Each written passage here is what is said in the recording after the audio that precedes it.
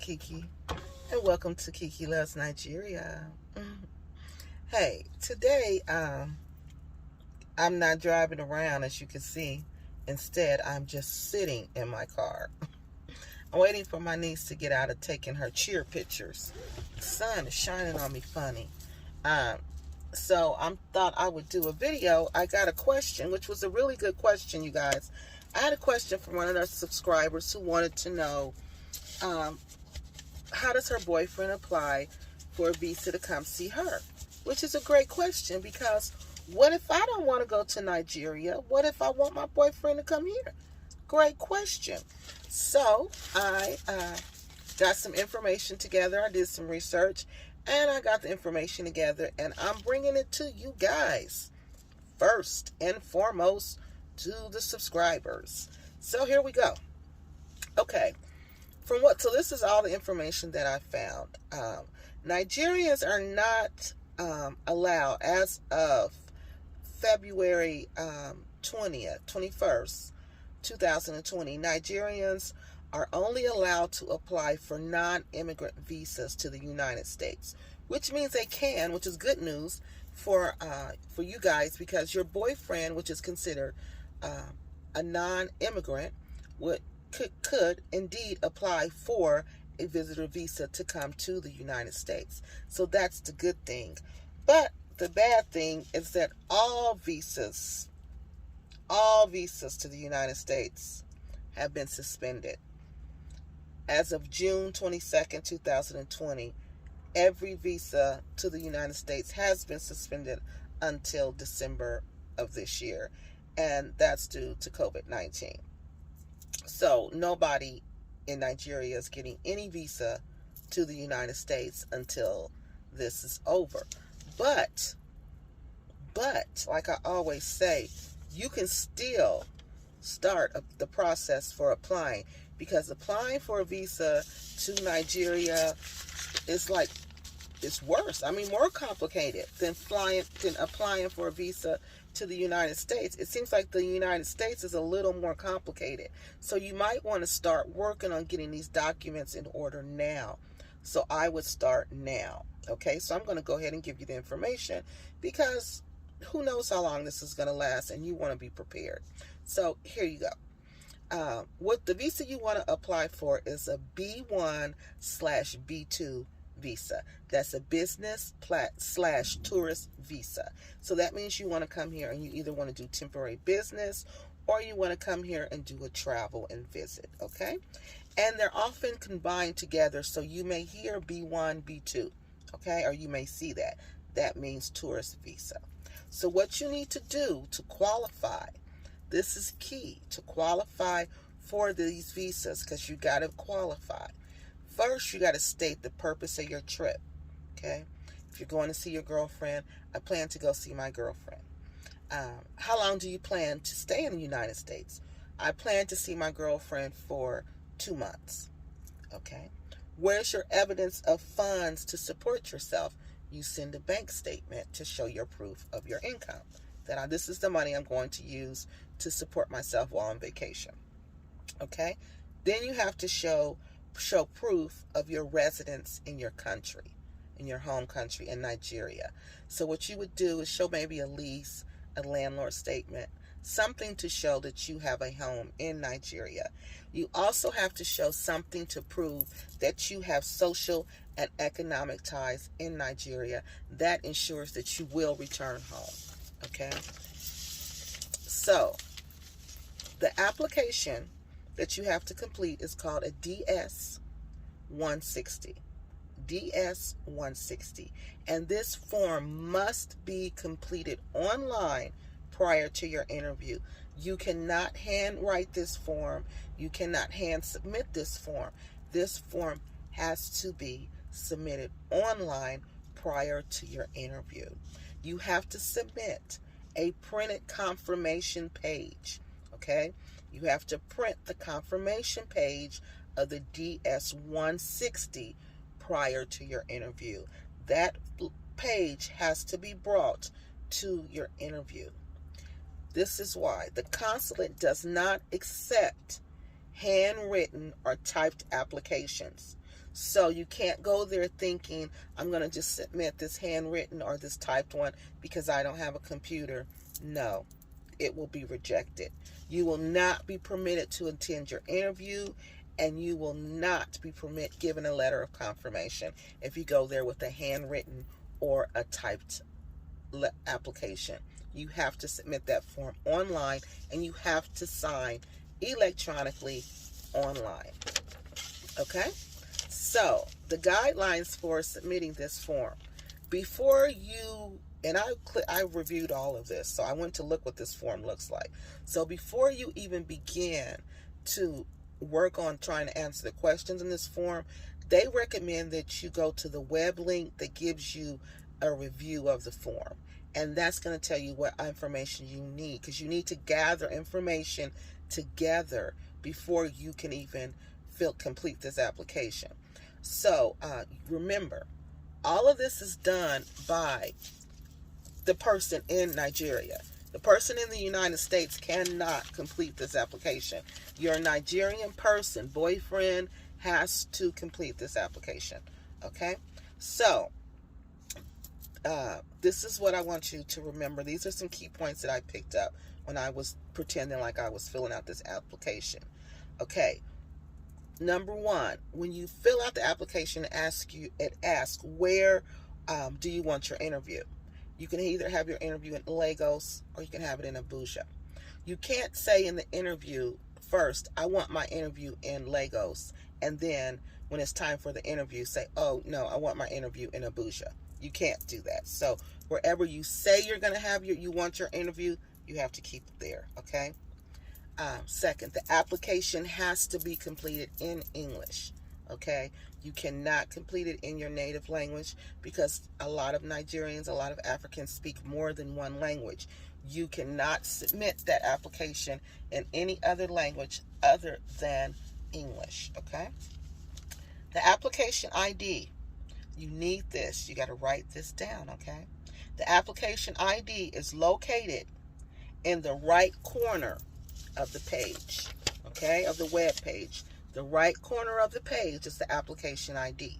When you start filling out your application, you write that down. And what that's going to do is that's going to give you a chance to close the browser in case you need to go back. Say you can't complete the whole application at one time, okay? So that's going to give you the opportunity to go back, submit some information, and then go back, okay? So that's why you got to write that down. Without that ID, you're going to have to start over, okay? So you don't want to do that. The session will time you out after 20 minutes, which means after 20 minutes, if you stay idle for more than 20 minutes, you don't input any information, the system is going to shut you down and time you out. And what you do not save, unfortunately, it will be lost, and you have to start all over again. Okay? So after you finish all of the application, the last page is going to be a barcode to say you completed the application. You want to print that page. That's the page you got to take to your interview with you. The rest of the application will be electronically transmitted to the consulate, okay? So you don't need to do that. You just need to print the barcode page. You also want to email yourself a copy of that barcode page, because in case you lose the printout, you could easily misplace the printout. You could easily lose the printout. So you want to email yourself a backup copy of that printout to prove that you have completed that page, okay? These are the documents that you will need to complete the DS-160. You will need your passport. You will need your travel itinerary. And remember, I said what a travel itinerary was in our previous video. A travel itinerary is nothing more than your travel schedule. You will need the dates of your last 5 visits of your trips to the United States. So, if you've been to the United States prior to this visit, then you need to document the last 5 trips and their dates. Okay? You also need to submit a copy of your resume or your CV, And you also need to be ready to submit any other documents or information that the consulate may ask for. Okay? So just be prepared to do that. Now, after you've gotten all of that together, you're ready to upload your items. So these are the items you got to upload. I'm sorry, you guys. I hear some people talking. And I'm just trying to figure out where they're coming from. Okay. They must be having some kind of concert up here. I see people with instruments. But anyway, okay. So now you're ready to upload your documents. So you upload your application. You upload your photo, your passport photo. You need that. You need one photo. And the measurement is 2 by 2 or 5 centimeters by 5 centimeters. You also need a receipt showing your payment. I'm going to tell you how to make that payment in a few minutes. And you also need a copy of your appointment letter. And you also need your supporting documents. These are all your application items that you're going to need, okay? That's to upload on that online portal, okay? This is before you get to the consulate. You upload all this stuff. Okay, there is a warning about false and misleading documents. Do not even try to submit false or misleading documents. Anything that they perceive as false or misleading, they're going to mark your documents as false and misleading, and you won't ever be permitted to get, and you'll be marked as ineligible for a visa forever. So you just don't want to do that. Proof of income. I'm sorry, let me back up. Supporting documents. Remember we talked about that. You also want to upload these supporting documents. Current proof of income, travel itinerary, a letter from your employer stating your wages, your position, and how long you've been employed with the company. You want a statement from the criminal courts that you do not have a police record. If you do have a record and criminal convictions, you just need to submit that you served your time and what the conviction was for. You also need to upload photos of the people that you're going to visit in the United States. So if it is your girlfriend, I would, or a friend, I would write, you need a letter of support to say, of invitation, just like you do in Nigeria. So get a letter of invitation from that person inviting you here to visit with them, okay? And remember we talked about the fee. The fee for the visa to the United States is $160, which is 6,240 naira.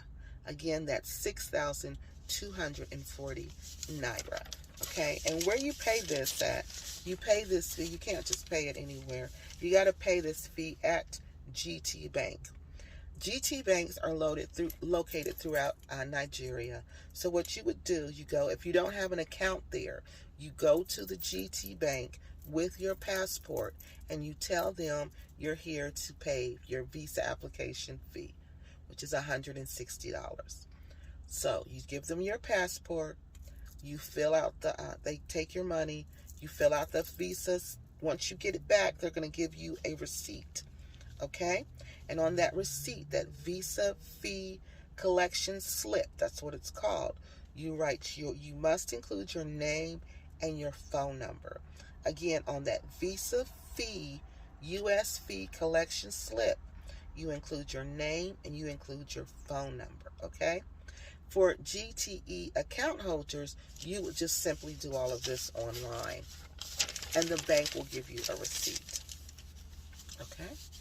Remember, you got to take your passport to the bank with you. And at that time, after you've done all that, you've got all those documents together, now you're ready to call and schedule your interview. But like I said, they're not scheduling interviews now unless it's an emergency.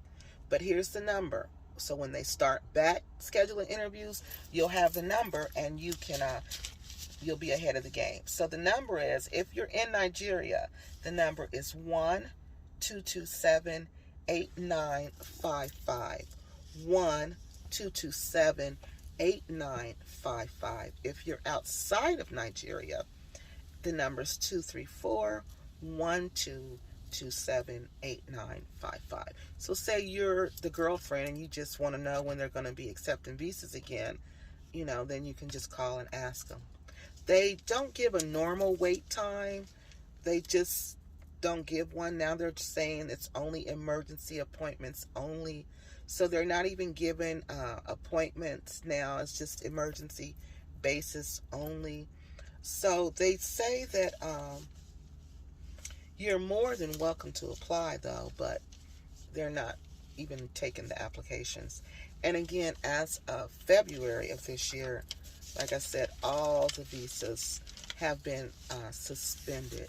But they did note that you could, if you were an alien, a resident, if you were had a relative, a resident alien here in the United States, or a permanent resident, that's another word for permanent resident, a resident alien, or a U.S. citizen, say you had one of those here, and there was an emergency, and you needed to get to that person, okay, then you could apply for the immigrant visa, okay, even though it's suspended now. They said you could apply, okay. Now remember, you could apply, but there's no guarantee that it's going to be approved, because again, it's suspended, and you have to go and argue your point of why you should be let into the country, okay. That is about it. There is another non-immigrant visa called a K1 fiance visa. And this visa is a little different. With this non-immigrant visa, you can apply for your fiance to come to the United States for you all to get married. You go through the same entire process. But the trick is you have to have been to Nigeria to visit that person within that 2-year time frame.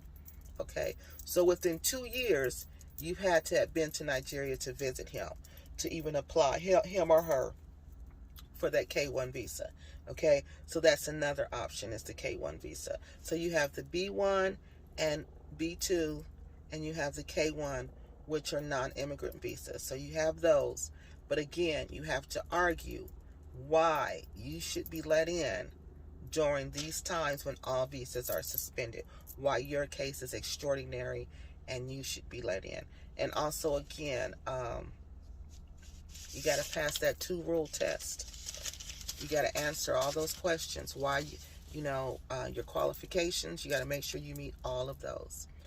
Okay, that's all I have for you guys. And if you have any questions, please feel free to comment below. And thank you for watching Kiki Loves Nigeria.